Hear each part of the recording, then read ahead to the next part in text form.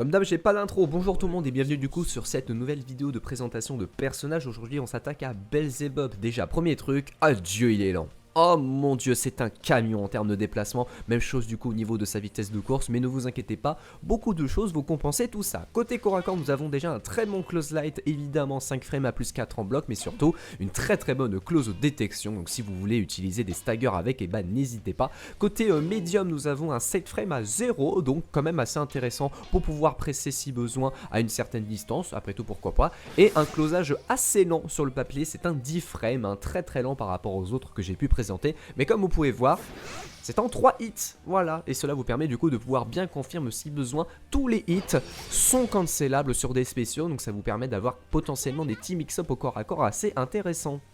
Pour ces normaux en phare, nous avons évidemment un Farlight qui va quand même assez loin, 6 frames à plus 1 en plus de ça, donc c'est vraiment plutôt intéressant, surtout au niveau de la distance, justement, cette distance qui sera aussi bien maîtrisée avec le phare médium et le phare H, puisque bah ils sont quand même assez rapides, 9 frames pour phare médium, 10 frames pour le phare H, cela vous permet vraiment de pouvoir garder la distance face à votre adversaire, évidemment dans les deux cas c'est cancellable. Pour ces normaux accroupis, évidemment, nous avons un 6 frames à -2 au niveau de son balade qui a quand même une petite distance intéressante, mais la distance sera beaucoup mieux maîtrisée avec son excellent bas médium. C'est un 7 frames, donc quand même extrêmement rapide, mais surtout, il va extrêmement loin et cela vous permet en plus de ça de pouvoir cancel juste derrière sur un spécial, donc c'est très cool. Même chose du coup avec son 2H qui va être un excellent entier. Regardez-moi la distance, surtout avec la distance verticale qui est extrêmement intéressante, puisque en plus de ça, vous pouvez comboter même si vous n'avez pas de counter hit, c'est vraiment extrêmement fort. Et enfin du coup, sa balayette, son bas unique vous permettant évidemment d'aller choper les pieds de l'adversaire et tranquillement avoir un pressing lorsque vous touchez. Pour ces normaux aériens, nous avons que des jump in, nous avons un petit jump in sur le light, une version medium qui vous permet de tenir un petit peu la distance. Même chose du coup avec le saut H qui est en multi-hit, donc cela vous permet de pouvoir bien confirmer derrière si besoin. Attention, le premier hit est overhead mais pas les autres, donc il n'y a pas d'embrouille à base de overhead ou pas, ce sera juste un jump in classique. Même chose du coup avec son saut unique vous permettant d'avoir quand même une bonne distance bien verticale, donc c'est quand même plutôt cool. Petit truc, il n'a pas de cross-up, attention. Pour cette dash attack, évidemment une version light vous permettant de poker votre adversaire, combo tap sur le phare light, évidemment si besoin. Derrière vous avez une dash attack medium qui va aller choper les pieds de l'adversaire, donc si vous voulez le surprendre, let's go. Et enfin un très bon dash attack heavy, puisque comme vous pouvez voir la portée est quand même hyper intéressante, ça vous permet de propulser l'adversaire extrêmement loin. En plus de ça, vous pouvez comboter dans le coin si besoin, c'est quand même plutôt fort. Son coup unique est une téléportation. Voilà, il se téléportera uniquement vers l'avant, pas de gestion de la distance avec un bouton maintenu, vous pouvez juste réduire la distance ou inverser les positions si vous êtes proche de l'adversaire, très pratique pour pouvoir aller choper un pressing si besoin. Son premier spécial est un projectile, une version light vous permettant juste de balancer un tout petit projectile, petite particularité. Il est chargeable, ce qui vous permet du coup d'avoir de meilleures propriétés au niveau des dégâts, mais surtout aussi au niveau du frame advantage. Ça c'est négatif, alors que ça c'est positif en bloc si vous êtes au corps à corps, donc n'hésitez pas. Vous avez une version médium vous permettant de pouvoir avoir un mur de projectiles, cette fois-ci lui aussi chargeable, mais cette fois-ci avec pas 1 ni 2 mais 3 niveaux de charge, ce qui est quand même plutôt fort. En plus de ça, dans le coin, vous pouvez comboter, donc let's go, quel que soit le niveau. Même chose du coup pour la version IX, qui elle sera chargeable avec 3 niveaux lui aussi, donc n'hésitez pas à pouvoir mixer. Toutes les versions sont positives en bloc, et évidemment, vous pouvez comboter derrière si besoin. Pour la version unique, il n'y a pas de version chargée, c'est juste que ce sera d'abord on balance le projectile, et puis après on balance la sauce. Donc en plus de ça, dans le coin, vous pouvez comboter en plus de ça avec closage, ça peut vous donner un gros start-up de combo. Son dragon est un dragon un petit peu classique, mais vous allez voir il y a des trucs assez bizarres, c'est une petite barrière, voilà. La version light est évidemment pas du tout invincible, mais surtout extrêmement rapide, donc pratique pour faire des entières. Si vous voulez aller choper des frames d'invincibilité, ce sera sur la version médium, mais comme vous pouvez voir c'est une barrière, donc ça peut aussi toucher derrière Belzebub, donc après tout pourquoi pas. La version IX vous permettra juste d'avoir des meilleurs dégâts pour un start-up un tout petit peu plus lent, et évidemment la version unique, la plus intéressante puisque meilleure startup et surtout mise au sol derrière. Son troisième spécial est un Vortex.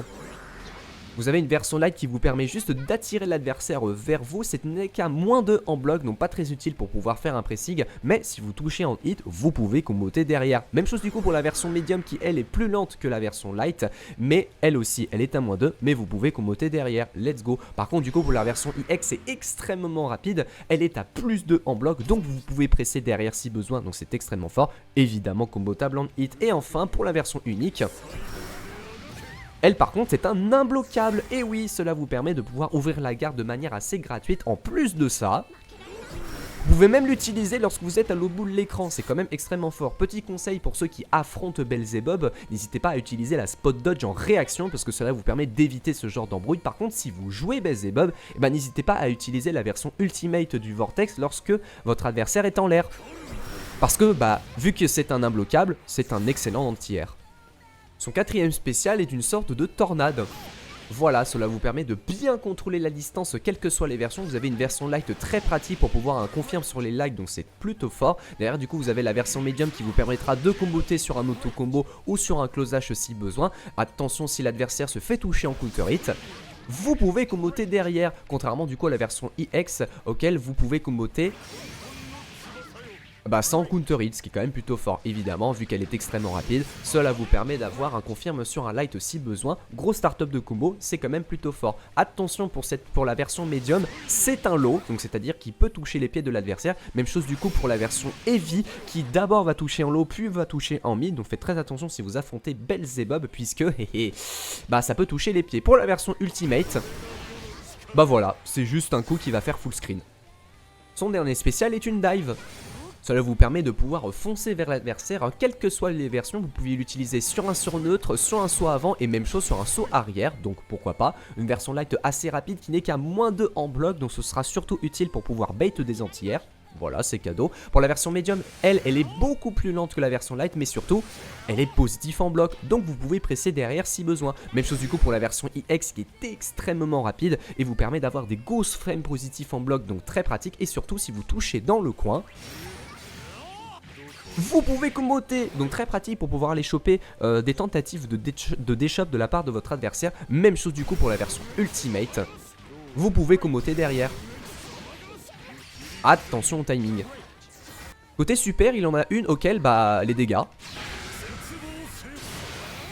Voilà, petite particularité sur cette super, vous pouvez la charger pour gagner des dégâts.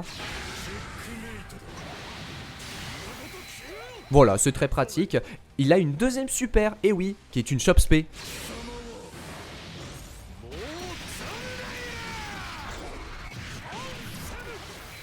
C'est une très bonne super parce que cela vous permet évidemment de pouvoir ouvrir votre adversaire s'il décide de garder. En plus de ça, si vous avez la toute petite cinématique, l'adversaire ne peut rien faire s'il a gardé. Donc grosse Chop Spé. Et puis surtout, elle est invincible frame 1, donc très pratique si vous voulez l'utiliser en tant que reversal. Voilà, c'est cadeau. Et enfin pour l'ultra,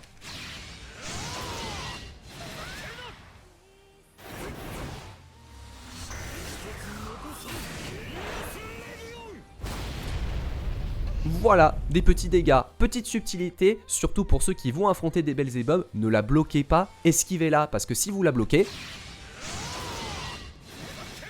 comment vous faites pour la punir ?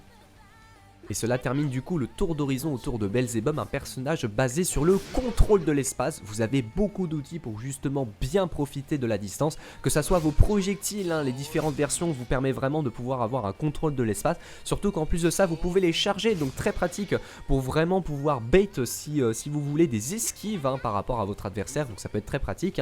Même chose du coup avec votre quart arrière vous permettant d'avoir une bonne gestion de la distance. La version U en plus de ça, c'est un full screen donc vous pouvez en profiter. Même chose du coup pour le Vortex, vous pouvez le surprendre avec la version Ultimate. Attention, si vous avez un adversaire assez fort en face, il peut réussir à réagir et pouvoir vous punir juste derrière, donc attention, il ne faut pas trop en abuser. En plus de ça, vous avez pu voir que au début de la vidéo, c'est un personnage qui est très lent au niveau de ses déplacements, mais cela n'empêche pas d'avoir des téléportations vous permettant de pouvoir inverser des positions si besoin, si vous êtes dans une situation délicate. Et puis surtout, bah, vous avez la dive, hein, une dive extrêmement rapide pour pouvoir surprendre votre adversaire et donc du coup avoir une excellente mobilité là où il faut. En plus de ça, c'est un très bon outil assez versatile, donc n'hésitez pas. C'est positif en bloc, vous pouvez presser et puis surtout c'est commentable en hit si vous touchez dans le coin avec une potentielle bait de D-Shop, donc c'est quand même extrêmement fort. Attention, si vous utilisez justement la version IX de votre dive, vous ne pouvez plus utiliser le quart arrière, puisque oui, c'est utilisé sur la même compétence, donc faites très attention à cette subtilité. Sur ce, on se retrouve du coup pour une prochaine vidéo de présentation de personnages. Des bisous.